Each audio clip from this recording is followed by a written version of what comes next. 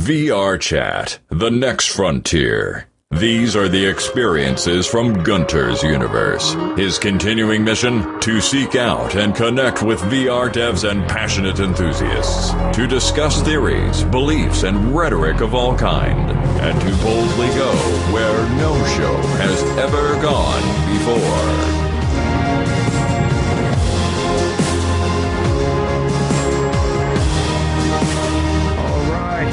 Welcome back to Gunter's Universe. How's everybody doing tonight? We are clapping. How's everybody? Come on now. Clap emoji. Pretty good. Hear from everyone. Welcome That back. guy just exploded. That's not good. Oh shit. He's fine. Or is it? Oh, he's fine now. Maybe that's something new around here. We just, randomly explode. Certainly a feature, not a bug, for sure. That's what happens if your room blow up. Yes, it just the room has AI and automatically detects if you're an asshole and kicks you right out. You explode. So prepare for that. It's quite the show. Okay, so this is a show where we discuss VR and all things geek, as well as interview some of the movers and shakers in the tech industry. And tonight we are talking with Eric. Oh shoot, I forgot to ask you how to say your last name. Bakutis. Bakutis. Don't feel bad. Right, Don't feel bad. Nobody gets it the first time. It's like all right. test. So we're going to talk about his recently released book, Loose Circuit.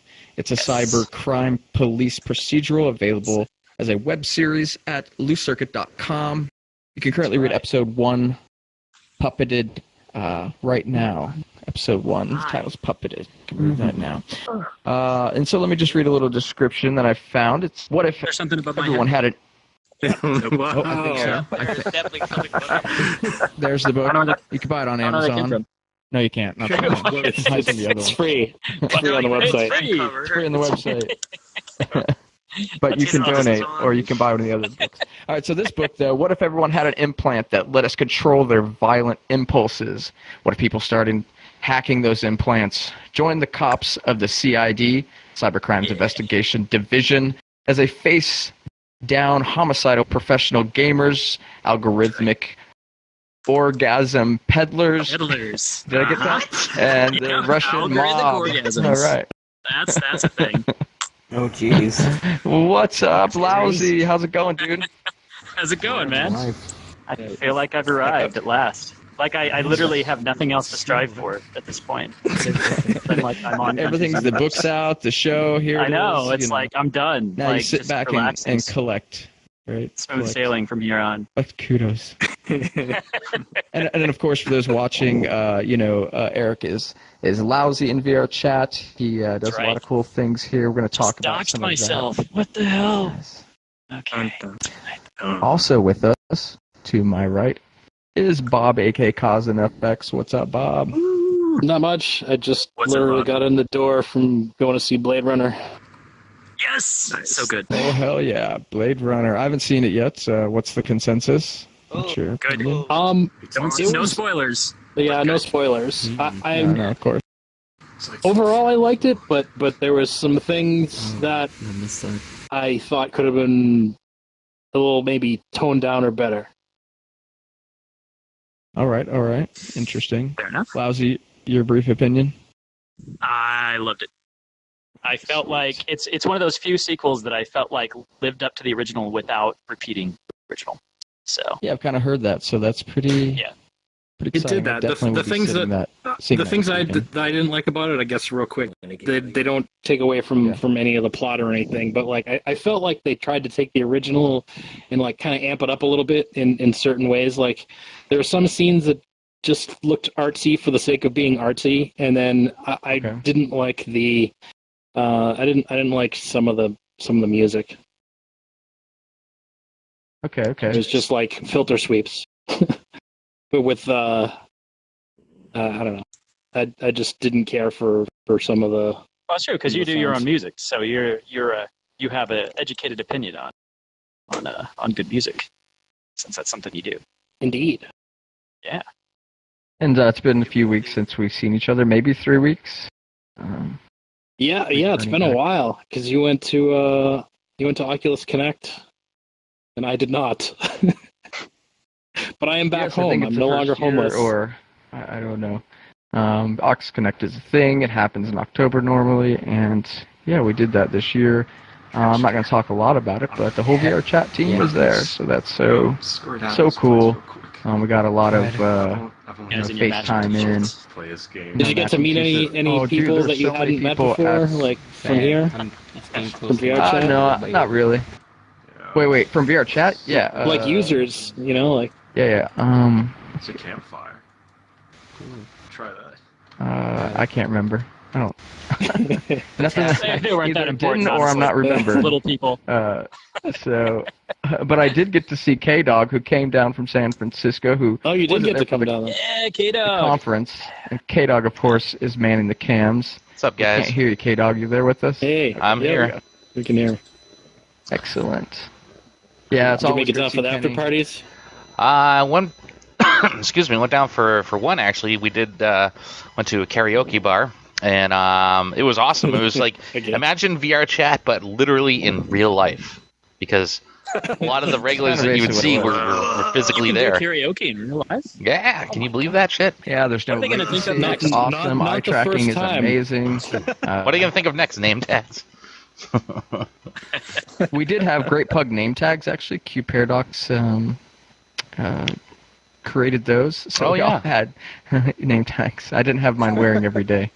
In 10 years we'll just have like AR glasses and just have like name tags above everyone's heads like we do now. Oh yeah. It can remind me the people that I ran into that I couldn't remember. That's right. It's like at the conventions, you ever go to a convention, you recognize somebody's face and you kind of stealthily glance their name tag. Oh, yeah, hey, exactly. Michael, how are you? I never. It's always for awkward K-Dog and I because we can't read the name tags. Yeah. You can't cheat. It sucks because you got to basically look at somebody's crotch. It looks like you're looking down. Depends on where you put the name. Crotch. Hey, what's your name? Let me look at your penis. That is a good way to screw with people, though, I guess. That'd be awesome to have a name tag right there. I'm like, what are you staring at, man? Come on. I'm up here. Yep. Okay. Wow.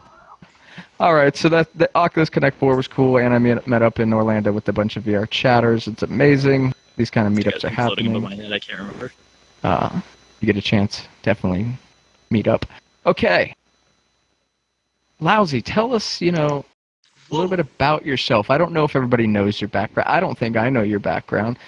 What was life growing up? Give us a little bit of who Eric is, actually. Yeah, Eric. Well, just, lots of creating stuff. That's kind of what I did. Mm-hmm. Inspired by, all the show. I don't know. I'm going to date myself, and I'm sure some people will be like, I remember that show, and other people will be like, what the hell are you talking about? But yeah, like when I was a kid, watching Transformers, Star Blazers, Robotech. Oh yeah.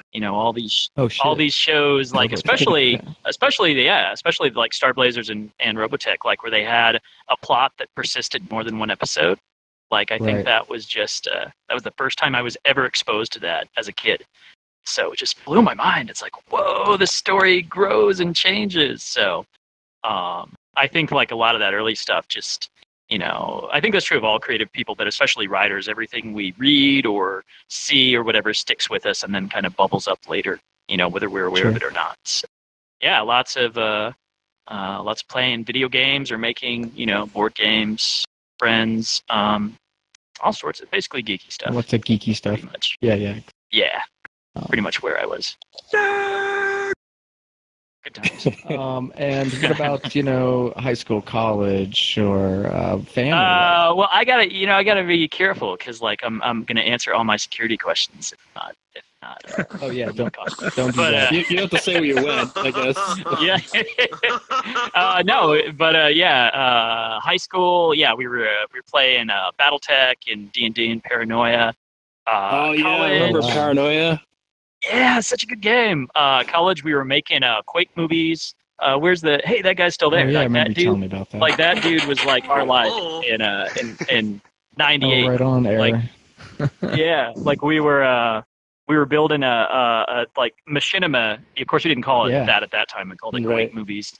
But there were these guys taking you back, right? Setting the scene. There were these guys who called the Rangers. It was a clan. That's what you called a group of Quake players back then, was a clan. And the Rangers did this crazy movie called Diary of a Camper, where he was basically just a guy camping in a little tunnel waiting for somebody to come in with some text. And like we saw it and just like, wow, it's a movie in Quake. So for some reason I thought it would be a great idea to like get together with a bunch of other people and do like a 2-hour feature film filmed entirely in Quake with that guy right there. What was the name of that? I remember looking at it. It's called Devil's Covenant. I think Zircon Swift isn't here. He's actually seen it, and I had to apologize afterward. But yeah. It's bad. Good, huh? But at the time it was awesome, right? Because it was, it was 1998. Yeah. Like everything was cool. I'm sure a lot of work we got. That. Oh yeah, I mean, I worked on it probably for about a year when, which I know my parents were like, "Oh, that's interesting. It's interesting that you're spending a year doing a Quake movie rather than studying." But anyway, yeah, like I got people off the internet. It's actually how I met one of my writer friends, a guy named I'm gonna name drop some people. So a guy named Bill Benners. Who writes mystery, but he has this voice that is like incredible. He has probably like 40 years of experience, like as a theater director and like as an actor and everything. So incredible voice. I call him like the white Morgan Freeman. Like is just like so good. And I was looking for people to do voices for my Quake movie. Just like, hey, just randomly assigned, and he happened to play Quake. So this guy, right, he sends me an email and he has like this audition. So I don't know if you'd be interested. And he gives me that, just like, oh my god, this is like professional. Like this is this guy is worth like so much more than I'm paying him, which is nothing. And I'm like, yes, you can be in the movie. So and he did voicing like 3 parts. So but yeah, we stayed friends. Yeah, don't. But I mean, if you must. We can actually go into a great ego destroying story about that later.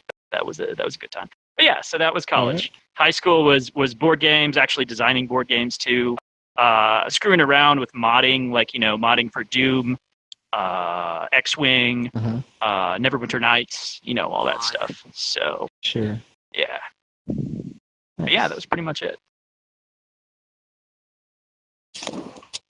And so. Let's talk a little bit about what you have going on here, and then we'll jump into the book. So some of us know you from VR Chat. Right. Yeah, it was weird. I was thinking about when I first realized I was going to release the book, I was thinking, well, is this something I want to talk about in VR Chat or not? Because it's my identity as an author has kind of been mostly separate from my identity here, where I just kind of hang out. Right. And enjoy it. And it's like, well, do I want to kind of cross over those worlds? So I thought about it, but ultimately, I like the book enough, and it does heavily feature VR, and it's kind of like, oh yeah, the cyberpunk it totally fits in with here. It's perfect, man. Yeah, awesome. yeah. Like I wrote it having not played VR Chat. Like I wrote it before I played VR Chat, but I think the thing that's been really interesting to me is I've been surprised by like how much kind of fits, like how much I could see coming from that. And I think it's because like a lot of my experience, a lot of my thinking on it was based on like games like, like MMOs like World of Warcraft with the online elements, and like Second Life, which if any of you guys ever played Second Life, it's like, yeah, but it's cool. Like the creativity involved and something like Second Life. And, so that was kind of my, that's kind of what informed my thinking. Right? Yeah, exactly. So that informed my thinking on how I was going to design this virtual world in my book. But I think the only thing that has really surprised me, like if there was one thing I would have to say that I would never have written in a million years, it would be the huge amount of male anime girls. Like I would not have guessed. Oh, so much. Like, there's so much. Yeah, crazy. Like I mean, it's fine. Like there's nothing, nothing wrong with it. It's just I would not have, if you'd asked me, are 50% of the avatars you meet going to be dudes who are anime girls? I'd be like, well, no, that's silly. I won't put that in a book. No one will believe that. Traps. But so many traps. There you go. We have some in the audience tonight. So yeah. So yeah, there's some stuff that's the anime girls. Yeah. Yeah. So yeah, there's some stuff that like feels dead on, and some stuff are like, man, I did not see that coming. So that's part of writing sci-fi, I guess. Is you're always guessing. So. But yeah, so VR Chat, Yeah, I mean, I tried out other apps. Like we'll get my origin story right. Here we go. And actually, it relates to the book, so it's like a perfect segue. So I tried out like I'll just say I don't want to like trash other platforms because they're cool. I actually like other platforms. So I tried out some other ones. I'll say. Came into VR chat, not really expecting much. Chose this handle, which which I'm pronouncing wrong. It's actually a Chinese philosopher. I believe the correct pronunciation is along the lines of Lao Tzu. I can't say it. Or Chinese. That's a Chinese philosopher. Mm-hmm. Had no intention of staying. Just needed a name to upload an avatar to see what that was like, right? So I chose this name at random because at the time, this was actually the name of the character in my book. It was his name in VR. He actually used this handle. So I thought, okay, well, I don't have any ideas. I'll just use this. And yeah, I ended up uploading an avatar. Then I uploaded a world. Then I was like, oh my God, this is amazing. I can like build my world in VR and walk around in it. And then I got to know people out of that and just ended up sticking around. But then I had this handle. So one of the little bits of trivia in the book is I haven't mentioned Cohen is the main character. I haven't mentioned his handle yet, but I actually changed it. I went through before and changed it because this handle had become so much a part of like me in here. So like it didn't feel, felt kind of weird to put it on this other character. So I was like, all right, well, you got a totally different handle because I'm keeping this. So interesting. But yeah, that's kind of where I came into VR chat. It was just kind of hooked by the ability to mod and then the community. Like the community is just so awesome. Like you guys are great. Not surprising with the love of machinima and working inside engines basically to not do gaming but to tell stories. Yeah, that was definitely that hooked me at once. I was like, oh wow, I can do this. Mm-hmm. So yeah, that's kind of where VR chat, and yeah, we were doing I got to I think I'd been in maybe a week or something when I came to the first Gunter's Universe. I was like, guy does a talk show in VR. Let's check that out. So I came in, and you guys I can't remember what we were talking about. It was like back in February or March. But I remember I just like read an article about self-driving cars. So I think I brought that up because we were talking about the fact. I remember I found it interesting because it was another of those sci-fi things that you never anticipate, but somebody was mentioning that if self-driving cars become prevalent, the number of accidents would go down exponentially, and because of that, there would be a shortage of organs because there would not be as many organ donors, which was kind of an interesting what? I never would have. Yeah. So there might not be as many accidents, but there could be one huge number of accidents all at the same time with hacking. Yeah, there you go. Yeah, hack it. That's somebody hacks the cars, and there you go. You got crashes them all. Got an episode of my book right there. That'll be interesting when that happens someday. Mass smuggling of cars. Yes. It's actually already happening. Like, there's already people who say that they can, like, hack, like, what was it? I think a Toyota where a guy said he could, like, hack the accelerator brake or something. So, yeah. Hack the OnStar. Yeah, I remember that story. Yeah, hack the OnStar, yeah. All those cars are shipping out of the factory with an admin password of admin. Like, guys, gotta be better about this. It's a car. But, yeah, I think that covers the VR chat thing. And, yeah, and, of course, guy over there, Endgame. Benzai 10. Hanging out with him. So. Yeah, we're gonna Benzai 10. Yeah, that was my station. Benzai 10. The space station. Yeah, that was just it was just kind of what I wanted to do. Like I said, all right, well, let's make a space station because huge Mass Effect fan. I've got the patch. Guy's not here who helped me with my avatar, but he gave me the gun and fixed my avatar up so it works with the trackers, which I'm not wearing tonight. Just because I've had some weird issues where I'm wearing the tracker. Sometimes I get disconnected suddenly. I didn't want to vanish. I probably will anyway, just because, Murphy's Law. But yeah, so space station, I just wanted to make one. And, then I got into the scripting and say, all right, well, what can I do? VR chat scripting is all this Rube Goldbergian kind of, labyrinthian process, which I love. I find that it's kind of interesting to just make all the pieces click into each other. So I was like, all right, well, can I do, a holo table from Star Wars? Like, can you hit a button and get somebody dancing on your table? Okay, you can do that. Can you hit a button and get like a full-size person dancing? Oh, you can do that. Okay, let's see what else we can do. See if we can make a dance club that like transforms into a theater that, So yeah, just kind of all snowballed from there. And I got a pretty fun world. I still hang out there. It's actually my loading world. Oh, it's your loading world. Nice. Yeah, it used to be. I turned it off because, again, Yeah, random disconnects. I don't know why, but it seems to be related to having a loading world. So I turned it off for tonight. But yeah, that's where I hang out. So it's kind of like my home. Like I feel like that'll become more common as people get attached to a world. This is where I load in, which is both good and bad because you get your own world, but then maybe you're not in the hub as much, so you don't meet cool new people. True. So you also that does events in VR chat.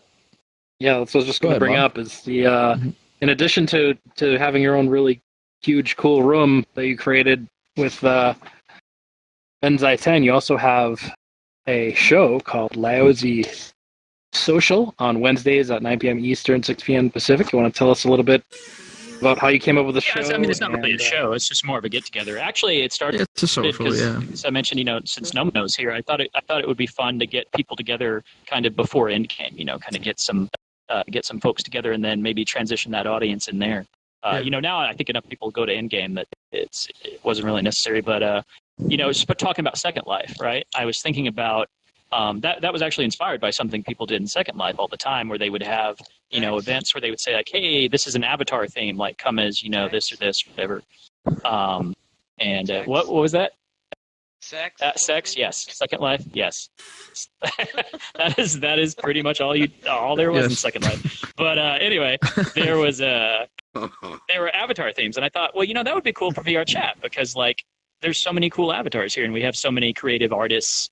Why not come up with a theme where there's something, make an avatar that matches the theme? Like, I think the challenge is keeping it like finding something general enough that it works for people and like not running out of things. Like, I think tomorrow we're doing like inanimate objects, which is like random, but I thought would be awesome. I dig it. Yeah. So yeah, it's kind of like the newsstand that's in the hub sometimes. Yes. There's been some inanimate object avatars. It's like a hot dog or box of popcorn. Actually, I was just seeing a Smoothie. I just saw Smoothie's robot. He's showing off. Right. The guy who has like security robots that have all the different screens and stuff. So super cool. Or a loaf of bread. Or a loaf of bread. Yeah, there's actually a loaf of bread right here. He's ready. Yep. A lot of people have joined. So welcome. Excuse you, that's a baguette. Welcome, folks. A baguette. Hey, everybody. You're a baguette. Go ahead. You guys can have a seat on the second and fourth rows. And welcome. So the social's great. That's tomorrow. Endgame. So it's just fun, just come and hang out and visit. Yeah, exactly. There's been some great themes with the cowboys versus aliens and robots. And I think my favorite was the imposters. Actually, that turned out much better than I expected. Like especially once you turn name tags off, it was like everybody was different avatars, and it's like, wait, no, and it was actually pretty cool. Certain people have avatars that you just associate with them, and then somebody else was that person. And you're like, what's going on? Did everyone switch to VR Pill? No, but man, it was. I think the best one was. I don't know if Nauticus is here. He might be watching, but he did there's a Zircon Swift is a guy that a lot of people here know. He's like we got a VR Pill over here though. Yeah. Yeah, we got a VR Pill somewhere in this room, I'm sure. There he is. Actually. But there's always a VR there he Pill. is. Hey, Bill. It's a bootleg. But yeah, so Zircon, like I knew him. So Nauticus came as Zircorn Swift, and he like literally had Zircon's avatar, except with like corn for wings, and it was nuts. That's great. Yeah, so he's probably still got it somewhere. And of course, Zircon saw it and is like, "What?" So yes, that was probably my favorite theme. But yeah, we've had some good ones. I mean, hell, last week I was a speak and spell. Like, why not? Mm-hmm. All right. Loose circuit. Here we are. This is why we're here. We want to talk about your work. You're an author. You've authored a few books. Your current one is Loose Circuit. Let's start with just a general overview of what the book is about. So yeah, it's kind of like you gave the intro at the beginning, but yeah, it's cyberpunk inspired. Like my the two shows that definitely like had a driving force and inspiring it were Ghost in the Shell, obviously, but also Psychopaths for anyone who has anyone who has not seen that. Yeah, Psychopaths. That's a good show. So good. And that plus. Almost wishing I could write like an anime, like, an episodic thing. I had written novels that were just, novel all the way through, but thought it'd be cool to do like a TV, TV episodes or anime episodes. And so that kind of suggested the idea of doing an episodic approach where there were multiple episodes that would, be kind of self-contained, but they would also tell a story over time. So it was wanting to tell a cyberpunk story, being inspired by those shows, wanting to do it in a serial format, and it all kind of came together into this thing. And then I think the last piece of the puzzle was name dropping another of my buddies, and actually I have to because he's like responsible for one of the coolest names in the book. But a guy named Mike Kern, who's an author as well. He's in a writers group that I'm in.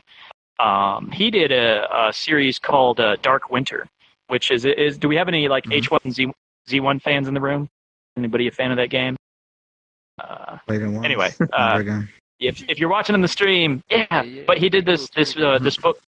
Yeah, he did this technically fanfic, but it was a book set in Dark Winter's universe, and ended up getting a whole bunch of people like reading it. Like I think something like 400 people were reading it, commenting on it, and it actually reminded me of one of my favorite experiences. What inspired me to be a writer, because I'd always been writing for fun, right? But I never considered it seriously. And back in '98. I'm sure probably everybody in this room hopefully remembers Final Fantasy VII.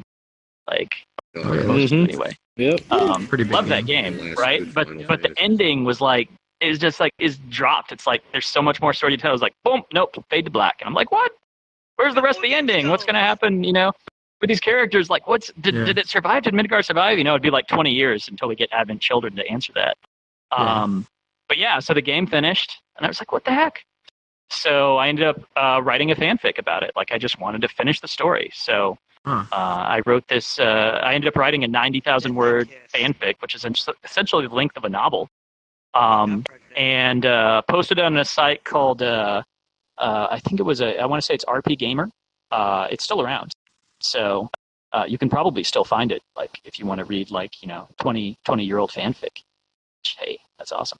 But yeah, I posted it, and I get emails from people. Like people started to write me, like even while I was posting it, and saying, "Hey man, this is cool. When's coming up next, or what's going to happen?" And I think by the time it was all said and done, I say probably like 400 people had emailed me to say like, "Hey, we love this. Like this is really, really cool."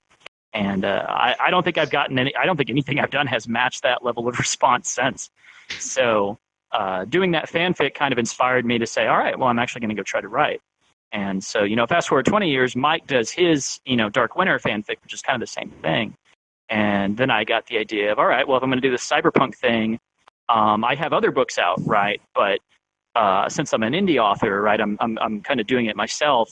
There's no real way for you to gauge the quality, like if you're going to like my stuff without buying it. And, you don't want to buy it unless you like it. So it's like, all right, well, let's put Blue Circuit out there for free.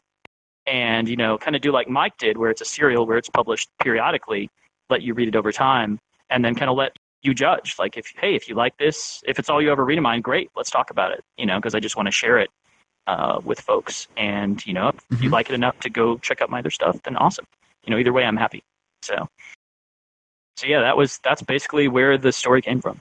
All that thinking. And the other thing I got to mention about Mike is the implants, the cybernetic implants that people use. I didn't have a good name for them. I was calling them prosthetic brains initially, which kind of worked as maybe like somebody making fun of someone who had one, but I couldn't come up with a name for him. And we were driving home from a writer's circle, touching around, and he's like, what about personal brain assistant, or PBA?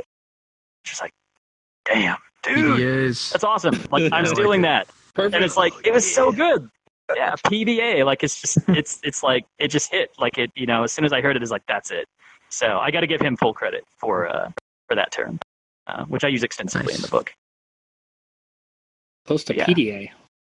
Yeah, exactly. That's why it fits, right? Because you know what a PDA is, so you're like, oh, okay, and you get it. It's a device that assists you, but for your brain.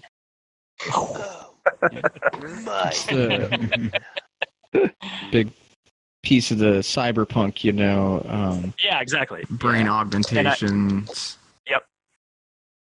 Yeah, Ghost in the Shell had a couple episodes where they would like dive into people's brains and do stuff, and and that's also where the the idea of like people being manipulated, like I call it puppeted, but there's a couple of episodes of Ghost in the Shell where people were like getting hacked and they were being forced to do things because they had a had a brain, so your brain was hackable.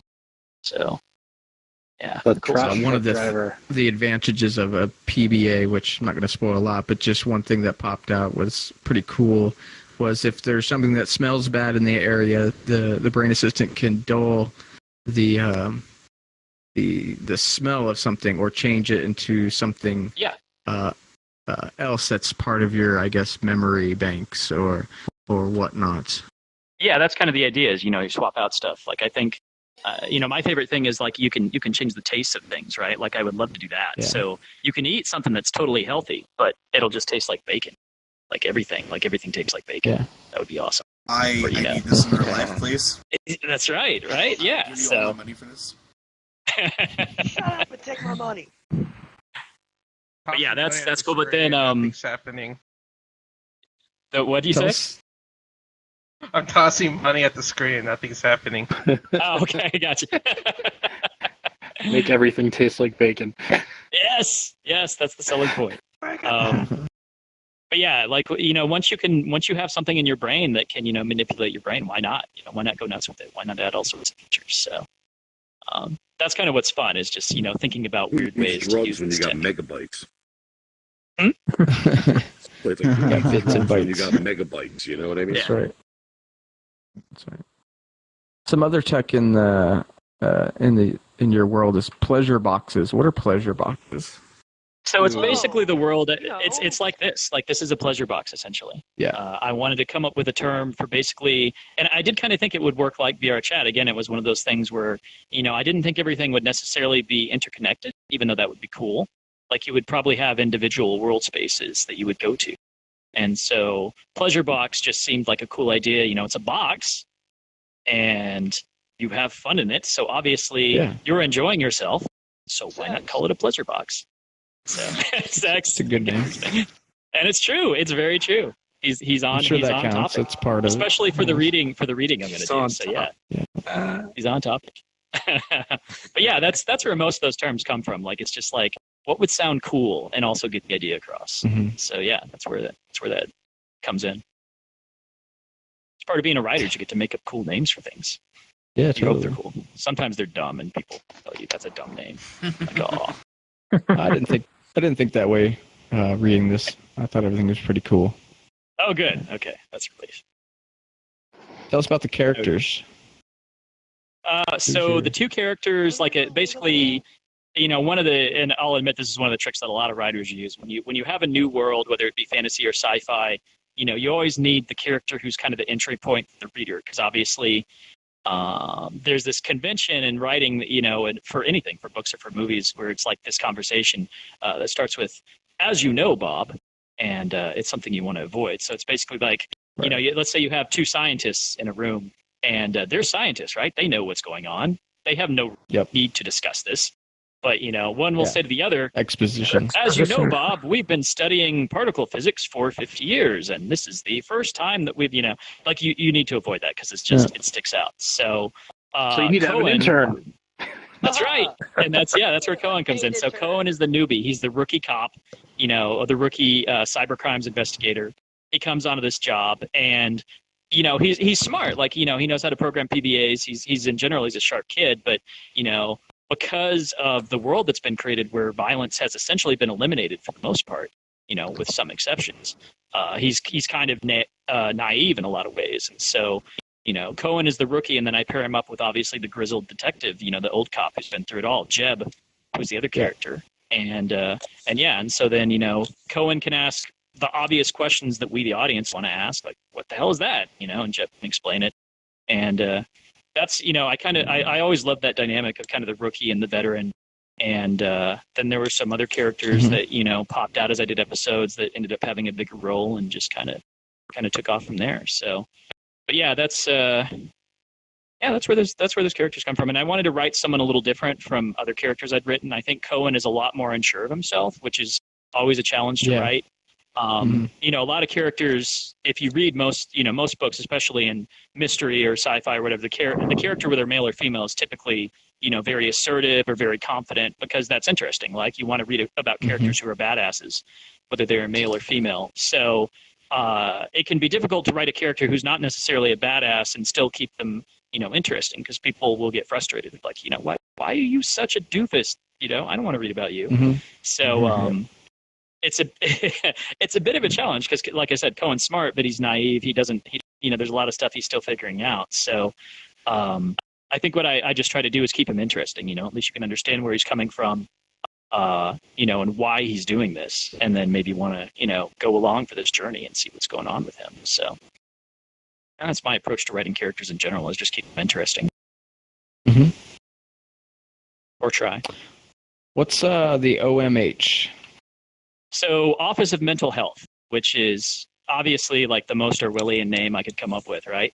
But yeah, it kind of goes back to, I was mentioning Psychopaths as an inspiration, and I love the fact in Psycho. So that for Psychopaths, for anybody who doesn't know, it's about basically the society has an ability to scan your mental state, like essentially, your emotional stability. It's called your Psychopaths, and it's different colors. And if your Psychopath gets clouded, as they say, maybe they need to take you in for treatment. Maybe you need to have some drugs to make your psychopath better, Maybe your psychopath continues to worsen, and maybe you're just drugged into a stupor. Like, whatever, we're keeping you healthy and safe, right? This is good. And so the Office of Mental Health is definitely along those lines. They want to make sure you are mentally healthy, you're not having bad thoughts, and they help you with that. They help you avoid the bad thoughts. But it's very Orwellian, like yeah. What is it's bad? like it's a utopian dystopia, I think is the way I describe it. Because there are a lot of things that seem really good, but then there's this undercurrent on the surface where, that's what I want people to do. I want people to ask, well, this is great, but I don't know about this thing. So. And one of the consequences of having a PBA in your brain is that it also allows for the Office of Mental Health or whomever to make it so you can't hurt other human beings. You can't kill another human being. But is that a consequence? That was kind of the first concept I came up with that I thought would be interesting. A lot of my fantasy books, talk about. I've always found the concept of free will fascinating, and so that's kind of where this book comes in as well. Like, so I don't want to traumatize anybody, but if you think of like the worst thing that you've heard about someone doing to another person, it's like, man, that's terrible. That's free will. And then at the same time, you have, the best things. You hear about people being incredibly heroic and selfless. But it's all on the spectrum of, we as humans have the ability to do essentially whatever we decide to do. And sometimes that's good, and sometimes that's horrific. And so what if you could essentially keep it, right? You could continue to give people free will, but say, hey, there are certain things you can't do. You can't, go hit, beat people to death with a hammer. You can't kill people. You can't fuck your life harm other people. Yeah. But you can still do whatever else you want to do. So, and that's kind of how PBAs have been sold to the public. It's like, hey, what, you want to hurt people? Why would you want to do that? Are you a bad person? You're not giving anything up. So I like the idea. I like the idea of saying, yeah, this is great. But then I also like the baggage that comes with that. It's like, but aren't you controlling people's minds, and aren't you taking away their free will? Is that cool? So, and there are still people that haven't got PBAs installed in their brain, so it's pretty cool that. So like, what kind of like percentage would you say of like the population has PBAs versus don't? So I think the way I've written it, it's probably the majority of the population. There's enough, maybe like 10% who don't. But it's getting smaller basically every year, and these people have been isolated. I introduced the idea of a reservation, which obviously has some historical baggage, but you have this. Obviously, one of the downsides of being unable to hurt other people is that if somebody tried to hurt you, you couldn't defend yourself, right? That's again one of the downsides. So if you're going to be in a society, if society at large is going to give up the ability to harm or kill other humans, but there are humans who refuse to give that up, you want those people somewhere where you can keep segregated. That's kind of where the idea. Yeah, and that's kind of where the idea of these reservations come up with. Where you can, all right, you want to object to personal brain assistance, all right, that's your right, but you're going to live here, behind a wall where we can, be aware of where you are at all times, and keep an eye on it, essentially. So, yeah, that's kind of that's the downside of that sort of tech. I don't know if you're prepared. Did you want to read some of Loose Circuit? Yeah, I mean, we can do that now. We can do that later if you guys want to. I guess we could jump right into it. I have a short sample. Let me get my an appropriate avatar up. So this is going to be from a reading from the episode that you're releasing on Friday, correct? Yes, yeah, or actually, yeah, this one's going to come out Friday, I think. So I'm going to grab my sneak preview as I gesture blindly in space. I'm going to grab my keyboard so I can actually scroll through. I haven't started episode 2. There's one part out so far, right? Oh, yeah. I've read all of them so far. Yeah, so this is pleasure. So this is still Pleasure Box. This is the episode that came out recently, but this is a bit later. So I'll just set this is a short sample, it's about 5 minutes, so I'll just set the stage so you know what's going on. The POV character is Cohen, who's my rookie cop. He's arrived at a waifu parlor, which is where you go to, again, sex. Who was yelling sex? Is that guy still here? Yell sex again. Anyway, okay, well, sex. So yeah, so you go to a waifu. He is lost. So yeah, so there's this waifu parlor, and the problem is that the CID, the Cybercrimes Investigation Division, gets called in because none of the people who are in their pleasure boxes with their waifus can disconnect. They're stuck. And technically that shouldn't be possible, but they go in and investigate. And first thing that happens is Cohen's partner Jeb gets he gets stuck as well. Like, what the hell? So Cohen and Sana, who's the owner of the waifu parlor, they're trying to figure out how to deal with whoever has taken these people hostage. And as a result of some of his mixed experience, Cohen actually ends up holding Sana at gunpoint for a brief period of time because he thinks she might be involved, which obviously she takes exception with because that's kind of stupid of him to do that. But they sort it out. And then we pick up with Cohen basically opening his eyes in the pleasure box where they know the troll is hiding. So that's where we're going to pick up here. Cohen opened his eyes in a square room with bamboo walls. A paper door framed by light-colored wood bore an impression of a Japanese dragon.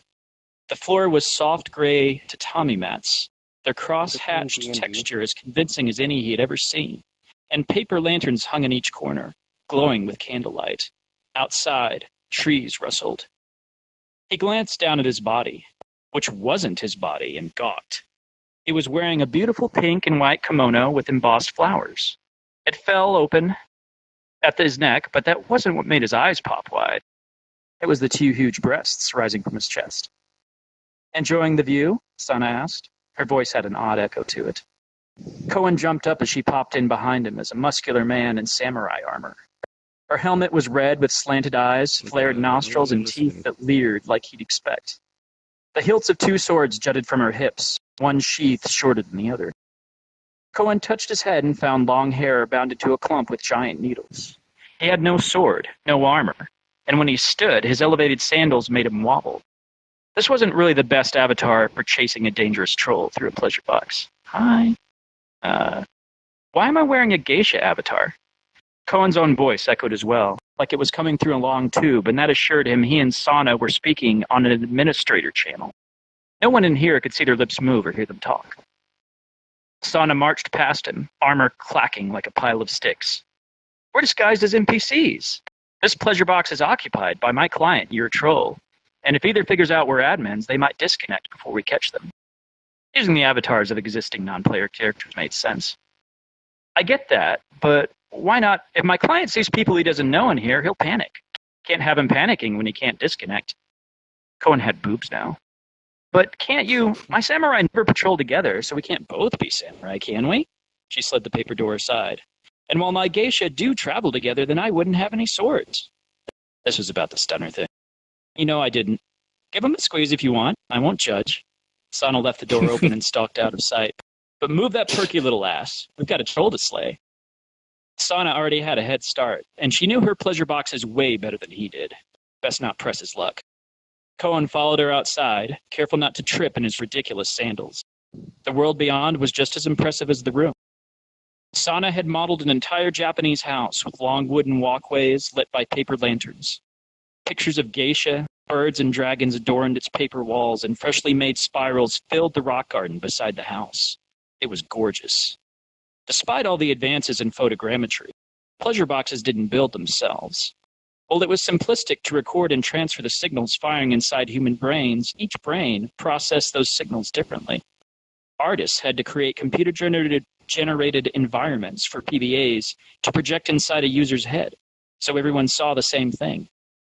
Cohen hurried after Sana, at least as much as he could in these sandals, and walked behind her at a wobbly pace. How long did it take you to model this? A few weeks, I guess? Sana marched along the wooden walkway with her armor clacking away. I didn't model the pebbles. I just modeled one pebble and cloned it using a looping script to randomize the size, dimples, and orientation. So there's only one model loaded in the client's PBA. Cohen knew PBAs could only render so much visual data without causing noticeable corruption in the world space. Good compromise. Glad you think so. But keep walking, please. I've sent my geisha to wander off the path every so often, but they never gawk at anything long. Cohen blinked as a gentle wind caressed his skin, a subtle but effective piece of simulation. And a forest of bamboo stalks swayed beyond the paper lantern light. The air smelled like rain and grass and flowers. His sandals clopped audibly, wood on wood. My tracer's out at the edge of the pleasure box, Sana said, her voice still isolated to their private channel, by the hot springs. Porting would assure anyone watching we're actually admins, so we've got a bit of a walk. They passed another geisha, a simulated entity identical in appearance to Cohen. She respectfully lowered her head, and Cohen remembered to do the same. He was supposed to be an NPC, after all. I still don't understand why you modeled all this. Sana didn't look back. What don't you understand? It's great. I mean, I could spend hours here. But do you really need a simulation this big so your clients can hook up with their waifus? There's not a lot involved. That's because you're accustomed to inferior product. That's what so many waifu parlors get wrong. That sounded interesting. How so? You can get cheap sim sex anywhere. I could point you to hundreds of virtual dolls you could down and fuck silly tonight. It gets old fast. She was right. Cohen knew from experience. But he wasn't going to admit that out loud. One board creaked as he stepped on it, one among others that didn't, and that was another subtle touch. Sana really did have a knack for world building. What keeps you coming back, Sana said, is the emotional connection you form here. My clients love their waifus. Seriously? That was actually kind of sad. How do you fall in love with a VI? You meet one that's convincing enough. My girls are all VI, not self-aware by any means, but they'd still ace the Turing test. My waifus adore their clients, and my clients adore them back. That's my hook. That's what keeps you coming back. So that's the end of the sample. But I picked that section because it has, hey, yeah, VR clapping. And somebody flies out of their seat when trying to do that. Okay, hold on. Give me 1 second. I gotta put my keyboard back up so I don't trash my VR setup. Sure. There we go. Okay. Watch out for those admins. Hazards of VR space. So yeah, the reason I picked that sample is it has some of my favorite things about writing. Like I love exploring like the ideas, like the tech, and I was trying to imagine how would this work? How would you have a world in your head and share that across users? So, it's kind of like what we're doing, where it's projected. We're wearing a VR headset, but imagine you could take your VR headset and just embed it right in your skull. Just flip over and see VR with your own eyes. So, yeah, exactly. And once I got that idea, I was like, okay, so I want to explain how this works. And then obviously, I also enjoy like interplay between characters. I try to put some comedy in there where, obviously Cohen is looking, he's afraid he's going to get into battle. So obviously the sandals are not the ideal form for that, nor is being incredibly top heavy. Sana's just kind of screwing with him because he did hold a gun on her. And then it's also, exploring ideas like, stuff I read about, like, one of the, the term waifu is actually one of my favorite ones that I've co-opted. Because so for anybody who doesn't know what that means, right? I assume most everyone in here like probably has their waifu, right? Everybody has a waifu. It's a joke for when people basically pick an anime character and basically say that's my waifu. It's their wife essentially, and they devote themselves. That is the anime character that they will be devoted to. So at least that's what it is now. But I like the idea of words changing their meaning over time. There's words. In the 20s don't mean the same thing that they did back in the 20s. So I like the idea of waifu changing over time, and then once you actually have basically fully interactive, essentially escorts, if you will, that like AI escorts. That's how referred to them. Yeah, VI. That's another thing I will shamelessly steal. Mass Effect made that distinction between AI, which is artificial intelligence, and VI, which is virtual intelligence. Virtual intelligence is not actually aware. It's programmed, but it's not aware. Whereas AI, actually self-aware intelligence, is illegal. So that's where I stole the term VI from. So yeah, they aren't self-aware by any means. They're simulations, but they're realistic enough that people can fall in love with them. And there was a guy in Japan recently. I don't know if any of you guys saw this article, but Google this. A guy married his waifu from a like a handheld dating simulator. Like actually married her. So it's not outside the realm of possibility. I don't know. I mean, I don't know. There's actually several people who have done that, primarily in Japan, but other places too. So it's interesting. Have you seen? He was. I guess. Yeah. Have you seen Chobits? Chobits. It sounds familiar, but you'll have to. It's an anime where they have persicoms, like personal assistants. They're like little dolls, or some of them are big, full size, but similar kind of deal. Right. Yeah, and we were talking about Blade Runner earlier, and without spoiling too much, it has that kind of that idea of people who aren't necessarily real, but who you grow attached to. So with the episodes of Blue Circuit, I try to kind of pick ideas that I've actually heard about in real life that are kind of formative. Like, hey, what if we actually develop that further? How would things change? I think Nomino and I have talked about this, where once you do have basically fully convincing partners, for your basically all your romantic and sexual needs, and once those aren't real, like, does humanity die off at that point? Right? Do we just we all go into VR with our waifus and just everyone ceases to procreate, and then maybe that solves our population problem. Who knows? But that's the kind of stuff that sci-fi you can explore in sci-fi. You can pick stuff like that, and I don't think we're going to get to that problem until we get wetware. Yeah, exactly. Yeah. Which is wetware is wetware. There is an odd inclination. Yeah, I can see where you went with that. So we are specifically referring to cybernetic implants that make you into a cyborg, not what you were thinking. Not teledildonics. But that's software. Right. It's wetware. It's wetware. Yeah, that's right. So. Code that runs on the brain. But there's a patent that I want to say it's Sony. I don't know if it's Sony, another company. I think it's Sony. They've already filed for a contact lens that can record video. Like it's literally a contact lens you put in your eye, you blink, and it records video and can even play it back. Like, we have that now. So it's not too far-fetched to think, maybe 50 years from now. I used to actually, talking about as a kid, right? I had glasses growing up for the longest time, and then I switched to contacts. And then 4 years ago, I got LASIK, right? So you can now have somebody shoot a laser at your eye and like reform your cornea, and all of a sudden you have 20/20 vision. Like, who would imagine that 20 years ago? So I look at something like eye surgery and these contacts that record or playback video, and why not just get those implanted in your eyes? Now you can actually flip a switch, and now you're seeing an entirely different reality. Maybe that's how you're seeing VR.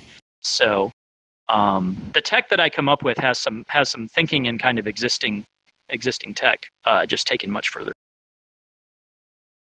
Yeah, it takes place at least 100 years in the future. At least, yeah. I haven't specified, because then you run into the Blade Runner problem, where what was it? 2019 is when the first movie takes place, or 2020? Yeah. It's like 2 years from now. It's like, man, we gotta. Not that I'm saying we can't manage it, but we gotta slide a long way in 2 years to get to Blade Runner. So flying cars. And at this stuff, point, it's alternate. Yeah, exactly. it's alternate future. I guess instead of alternate history, it's alternate future. So yeah, I try not to date it. Like it's in the future, but I won't say exactly when. And then nobody. So, tell us about episode 2 and how many episodes. What are we looking at here for your series? So there's 10 episodes in season 1. I don't actually know if there's going to be a season 2. Season 1 is complete, so it tells a full story. But yeah, it's basically there's probably some of them are standalone, but building towards a larger plot. And then the last few are obviously going to be, like the ending of any TV series where, all the plot lines, kind of the you talk about like the A plot and the B plot of the main story and the side story. All those threads are coming together in that, and it wraps up in explosions, just explosions everywhere. Michael Bay style. Yeah, not really. But there is an explosion. There's plenty of those. So read it if you like explosions. But yeah, 10 episodes. It's run until February. I actually have this incredibly crafty plan, again, stealing from Mike. So Mike, as I mentioned, he wrote Dark Winter, which is this fanfic, and he finished it. And it was awesome. He had like 400 people, and all these people were reading it. It's like, hey, what are you going to write next? What are you going to write next? And he didn't have anything ready. I didn't even have like any other books. It's like, hey, where can I buy your books? It's like, I don't have any books. So I was like, aha, well, I'll tell you what, I'll have a book prepared. So actually around February, when Loose Circuit is about to wrap up, I have my first sci-fi novel coming out around the same time. So my hope is that if you've been reading Loose Circuit for 4 months and you've liked my writing, you might say, all right, well, this is a full novel. Maybe you'll pick that up. Maybe you won't. I don't know. Maybe you'll just read Loose Circuit. But either way, that's the thinking. So we're running until February. Strategy. I like. Yeah, new episode every Monday, Wednesday, Friday, or new part of an episode. And each episode is 6 parts. So you do the math, you get out for about 4 months. I really like that style. That's pretty cool. Yeah, serials are coming back. Like I've seen more and more people doing them. And that's essentially what that Final Fantasy VII fanfic was, because I was posting it, piece by piece. Though granted, I was writing it completely by the seat of my pants, which I would never do again. I'm amazed I didn't get more wrong. I'm so obsessive about writing and rewriting and making sure that all my plot elements fit. I couldn't imagine doing that today. So obviously I wrote the full book. It's been, workshopped by, I have some great fellow authors, people who've been professionally published to people who just write for fun, like a huge group of people who are really helpful in just critiquing the book and saying, hey, this doesn't work, this works, why the hell did you write that? You're an idiot. They actually didn't say that, but, but that's kind of feedback you need to make sure you're not writing terrible stuff. So yeah, it was completely written, but it's being parceled out to keep people interested. So you've got some other books that I found on Amazon. One was a 3-part series called Tales from the 5 Provinces. Yep. Yeah, that's all fantasy. So maybe I don't know. Maybe it fits some people's interest, but I'm not. Oh yeah. The VR one is the one I'm focusing on, since that seems to be like target audience here, right? Well, you got geeks that love fantasy, though. Yeah, like true, fantasy, sci-fi. It ties them together, sort of. I mean, like I mostly read cyberpunk, but I definitely read fantasy as well. Yeah. Well, the first series of books was actually inspired. I mean, going back to my formative years, like Final Fantasy 2 and 4, as they were called at the time. Lunar Silver Star Story. All these games, so it's not a JRPG necessarily, but there's definitely some elements of that sort of thinking. Actually, one of the things that authors often talk about is like the tiers that we have when we have, hey, it's Sarah, when we have an idea and it's like it's written, but it's not published. And then somebody else puts that idea like out in a book or a movie. Like it happens literally all the time. I call it author tiers. It's like, oh, I had that idea, but now everybody will think I'm ripping off X because it came out first. So Glyphbinder was like that. I ripped off the idea from Final Fantasy with, the 4 elemental magic schools of, fire, ice, quake, and, arrow. So I ripped that off fair and square. And then, of course, after I'd finished the book, I saw Avatar: The Last Airbender for the first time. I had finished the book completely. And So in my book, people use elements, and I thought this was really cool. They basically scribe glyphs in the air. It's essentially like a scripting language is what is under the scenes. But I thought, oh, cool, they'll scribe a glyph and it'll summon, fire or water. That's awesome. And then I watch Avatar, and they're doing the same thing, except they're doing it with martial arts, which is like 10 times cooler. And at that point, I'm like, oh my god, this sucks. So did you already, when you found out about that, did you already finish all 3 books? Oh yeah, I'd already finished the first book, and I was just dejected for like days, because I was like, oh man. Not only is this idea better, but it's also like more better implemented and cooler. So I got over it. Like, I think as an author, you have to get over that. Like, there aren't really original ideas out there. I mean, since everybody has been writing for so long, you just kind of do your own take on it. So I got over it. But yeah. So the first few days, Glyphbinder, which was published originally it was published in August 2013, but in 2014, it was a Compton Crook finalist. What's Compton Crook? Yeah, that was actually really cool. So that goes, again, it's weird how these things connect, right? Quake movie, I was talking about that, and Bill Benner's the white Morgan Freeman, as I call him, just because of his voice, because he's amazing. He actually, I mentioned he's a mystery writer. He started a small press with several of his fellow mystery writers and an editor. And so we had been friends for a long time, and he actually enjoys fantasy as well. So my book initially ended up being published through that small press in 2013 after, he gave me a lot of advice and worked with the editor on it. And there's a local convention in Baltimore, which is called Balticon, which is, pretty cool. We had George R.R. Martin a couple of years back. He hangs out. He has some great stories. Nice. But yeah, they every year they take the Compton Crook is an award given for the best new debut author. So it has to be an author's first book in fantasy or sci-fi. And basically, there are people nominated, and then one person wins. So I got nominated. I did. Is it all people just from Baltimore, or is it all over? No, you can be anywhere. It can be any book, any publisher. But yeah, it has to be your first book.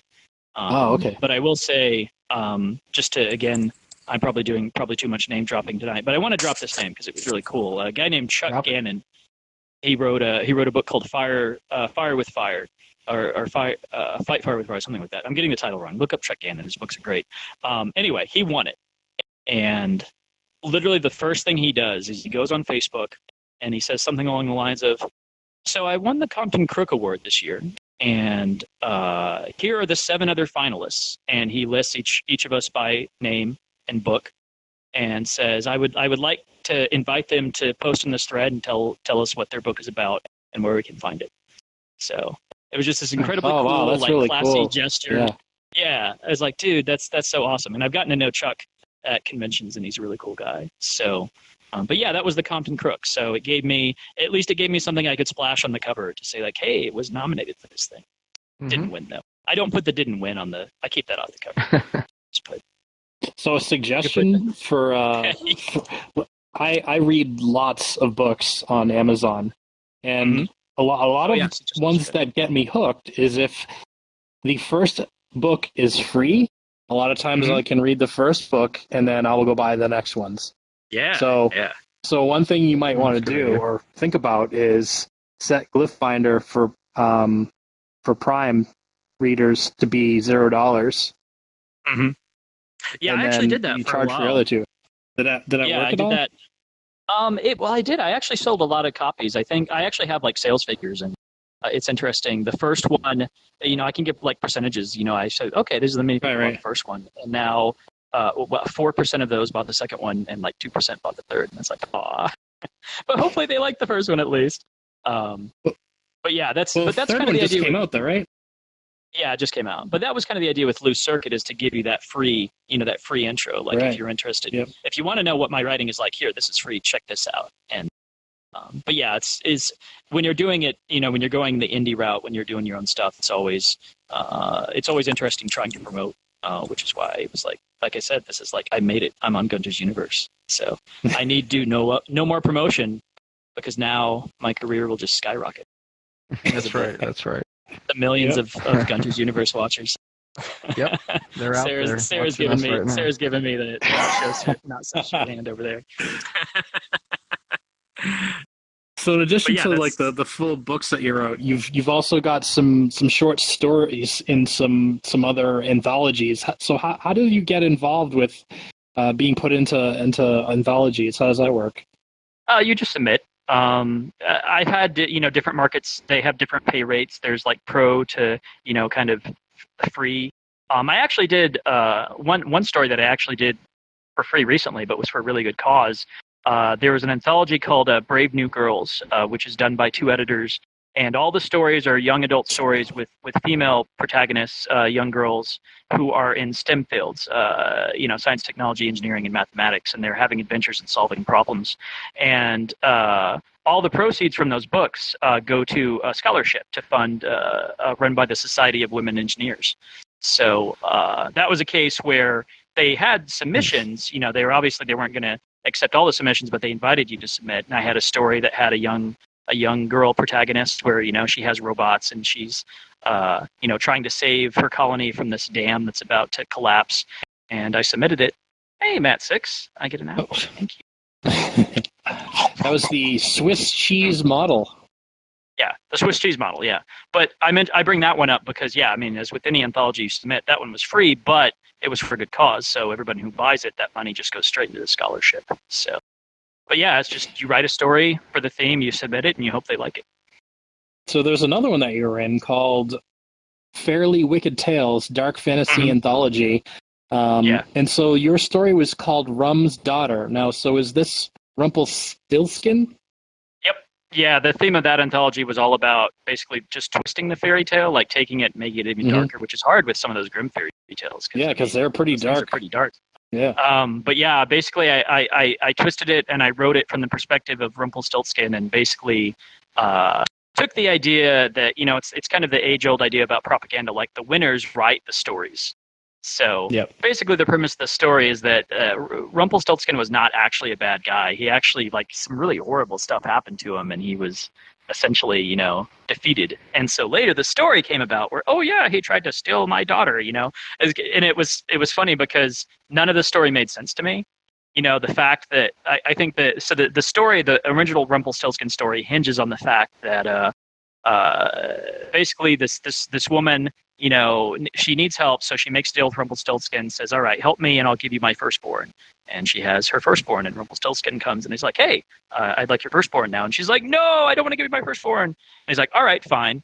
Obviously he's not contractually obligated to give her anything, right? But he's like, okay, here's the deal. If you can guess my name, our contract is void. And obviously his name is Rumpelstiltskin, right? Who's going to guess that? So he goes away, and she tries to guess for 2 or 3 days. She can't get it.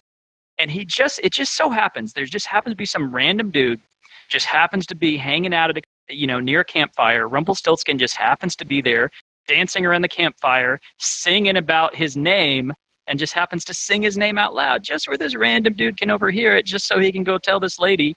So when he comes back, she's like, your name is Rumpelstiltskin. He's like, no, you foiled me. And I was like, really? Yeah, that was totally propaganda. So yeah, and that was where the kernel of the story came from. Like how badly did Rumpelstiltskin get screwed over that they could write the story about him? So that's cool. That was where that came from. Yeah, that seems like a kind of a neat book. There was 2 others that I saw. One of them I was surprised. It's called Inaccurate Realities 3 Magic Volume 3. It's only available in paperback, and your story for that was called Grief Taker. Yeah, that was it was just another story. They're actually I'm not sure if they're still around. They were a magazine for a while. I thought they had ebooks. They may not still be publishing, but yeah, that particular story was a fantasy story. But I got kind of this idea that it would be interesting to see if, dealing with grief obviously is something that is difficult for people. So what if you could magically take people's grief away? Like what if somebody could absorb it? And that's kind of where the idea of a grief taker came from, where they can basically take your grief. So you're grieving for someone. It's like, hey, now you aren't anymore. But the problem is they are then dealing with your grief. So they are like professional grief dealers. They take your grief so you don't have to deal with it. And it was a story about this girl who's trying to decide if that's what she wants to do. She obviously has a noble calling. She feels like she wants to help people, but she takes her first grief essentially and then has to decide is this something I can live with? Can I survive, experiencing other people's grief? So, yeah, and that's where that story took off. So it's just, you have a cool idea every once in a while. You're like, I'll write a story about that, and occasionally people buy them. And the last one that I found was The Ways of Magic, and your story in that one was called Granite and Sand. Yeah.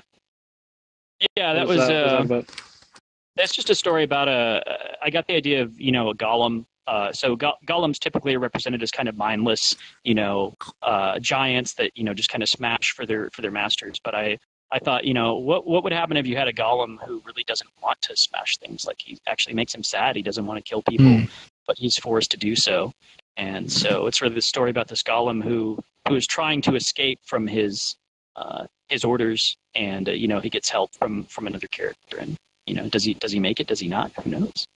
But yeah, it's interesting. All my stories are scattered out across all these different periodicals, and most of the rights have reverted to me. So I've actually been thinking that at some point I may collect some of these and actually put them out in an anthology just on my own, and maybe put that out. For like something like that might be a good free thing, or maybe like 99 cents or something. Oh yeah. Get people 99 cents would be good. Yeah. So, thumbs up from Sarah. All right.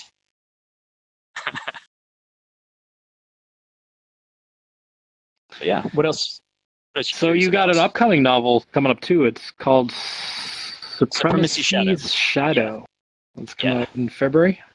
Yeah, tell us about that. That's what Loose Circuit is going to lead up to. That's what I hope you'll buy. Yeah, I'll definitely be buying it. Yes, awesome. Yay! But yeah, the elevator pitch for it is basically the best Star Wars ripoff since The Force Awakens. That's the way I saw it. So Sarah's like, what? So full disclosure, I actually love the characters. Like Force Awakens, the new characters are great. I love Rey, I love Finn, I love Poe.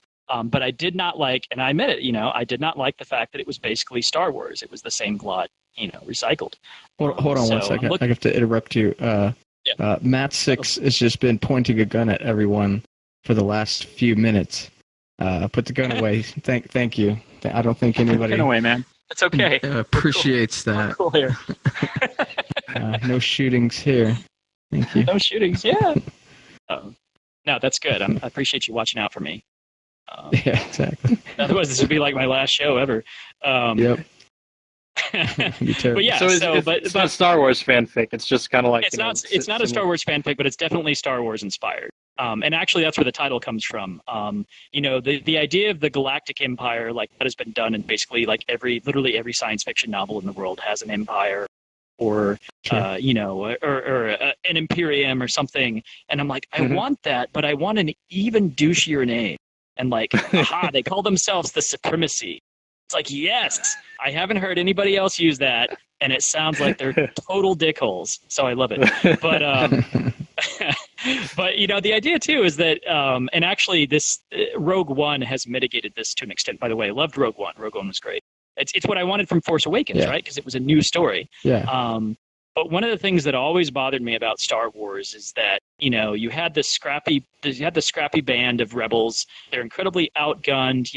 They have massive forces against them. And yet they were always so good. Like, they never had to make one moral compromise.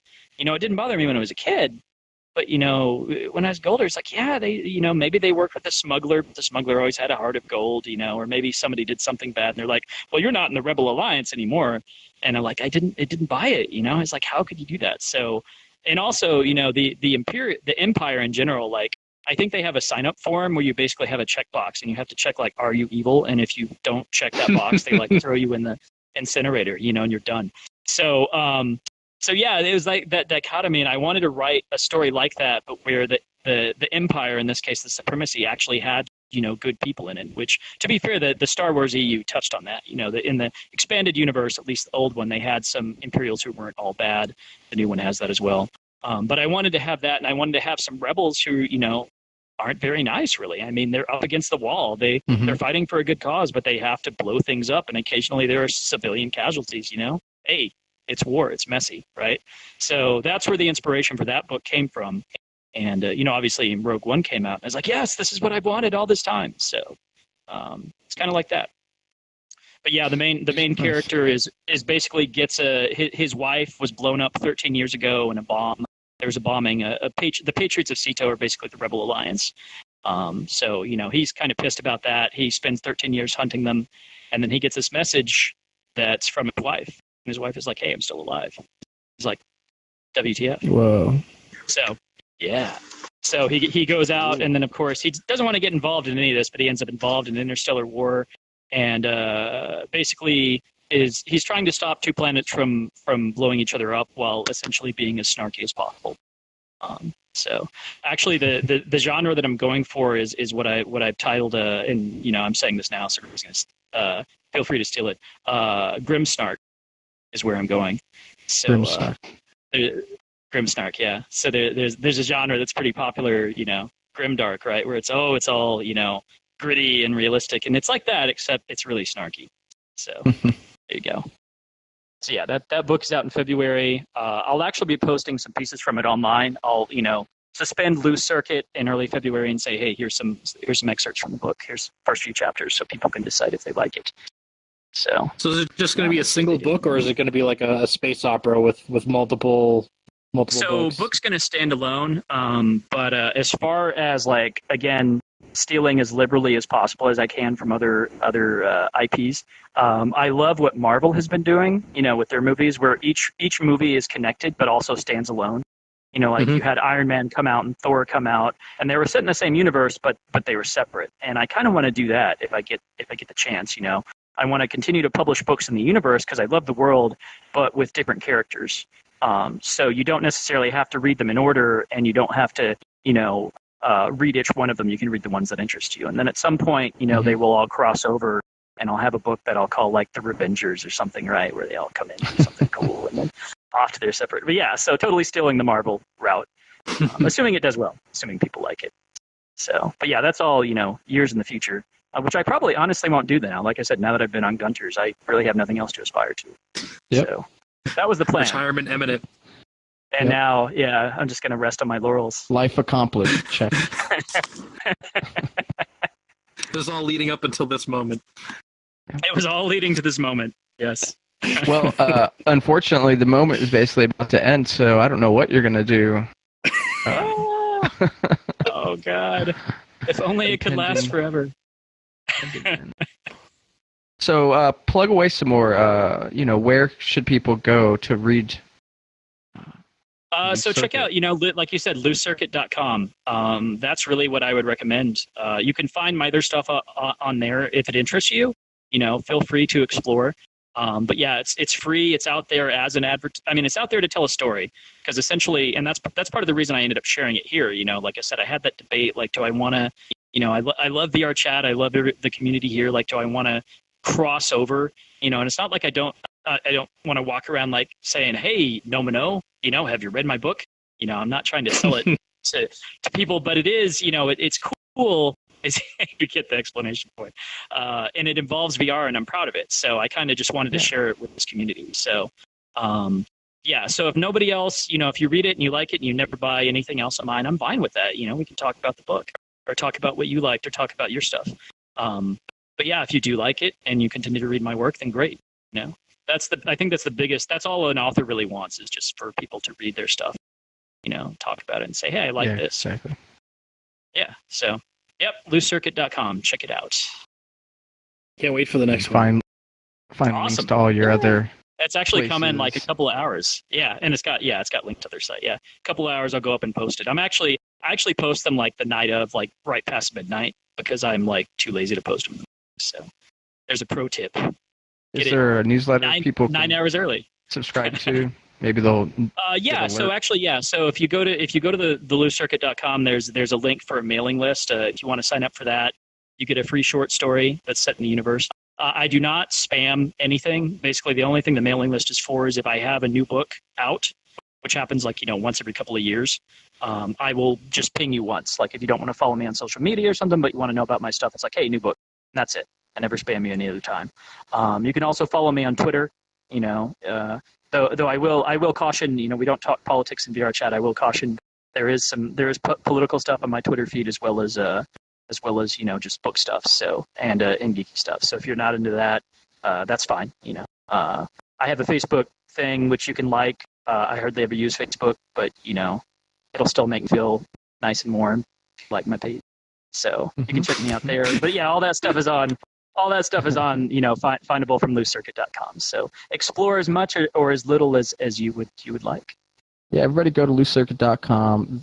Yes. The first episode's in 6 parts. Go read the first one, see if you like it. I'm very much digging it. Episode 1 complete. Yeah. Loose Circuit. Definitely my favorite style. So, Bob, anything going on in your world? So I went and did reality virtually hackathon right before when we were probably leaving for Oculus Connect. I was a judge again this year. They had 1,400 applicants for only 400 spots. It was at the MIT Media Lab once again, and I was a judge. And most of the things that I judged, I kind of lucked out. Most of the things I judged won awards. That's awesome. And there was almost half the people there were female, so they're trying to get the diversity up, and yeah, everything was really cool. I noticed this year the big thing was, compared to last year, a big move from virtual reality to augmented reality. There was a lot more AR projects this year than there were in the previous year, and yeah, it was a really, really cool event.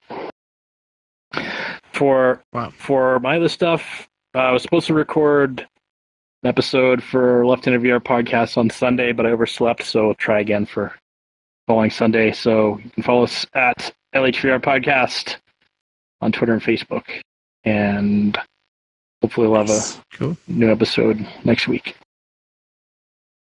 Right on. A few announcements from myself. If you're interested in what happened at Oculus Connect 4, talk to me here in VR Chat, or you can check out the Coffee Cast is what it's called this year. Every year at SVVR and Oculus Connect, we friends of the good old days and a lot of podcaster friends and some developers all talk about the conference. I'll tell you guys what we thought. So yeah, Coffee Cast, and you're going to find that at revstudios.com. Good old Reverend Kyle is hosting that, recorded that. There's a 360 video of it all available as well. Again, it hasn't all been posted, but Reverend Kyle, get him on Twitter or revstudios.com. And that's the Rev Kyle VR podcast. Check it out. And then a new thing going on here in VR Chat that's pretty interesting is Nintendo, who was here for a second and then dipped out. He's going to be doing his man-child show, which is... What? He has a show called The Man-Child Show. It's pretty... right. It's got like 6 seasons. There's a lot of people following it. So there's a crew of people that are basically doing talk radio, essentially, having call-ins, guests, and this and that and the other, and just it's pretty explicit. So parents, I think he puts a parent advisory on his avatar just because that's it's appropriate. It's like a Howard Stern-ish humor, I would say. Okay. So that's happening, actually. He's been working on a room in here to entertain people, to put on a little show. I'm not sure if the Man-Child show is going to be done in VR or not yet, like every week, because his show goes live every week. Saturdays, I guess like 9 p.m. or 9:30 Eastern. I know he's doing it this Saturday, and I'm going to come on and be the guest, and we're going to chat it up and get raunchy, I assume. Nice. It's y'all have a big disclaimer about my I've never opinions. known you to be raunchy. I mean, that'll be a change for you, honestly. Oh, I can be. I can. Yeah. Just talk about teledildonics. It'll be fine. Yeah. It's not like, you literally were making out with puppets a couple of weeks ago. Oh, right. Okay, yeah. Traumatized forever. or turned on. I guess it depends. It's on your... I was definitely turned on. And so then next week we'll interview Nintendo on this show and ask him how did he start the Man-Child show and cool. Who his crew is and all that kind of stuff. So that's next week. That's it for me. Thanks everybody for coming out and watching the show. Thanks guys. For thank you being the guest tonight, and Bob and Kenny for supporting the show, making it happen. And that's that. See you later, guys. Emoji. And that's a show. We did it.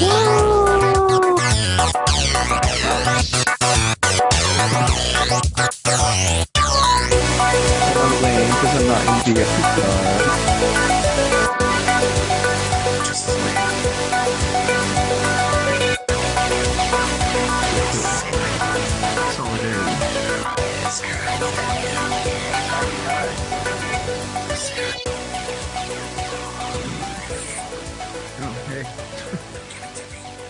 fishing for? Oh, it's done. Oh, there's the money. Nice. That's fun.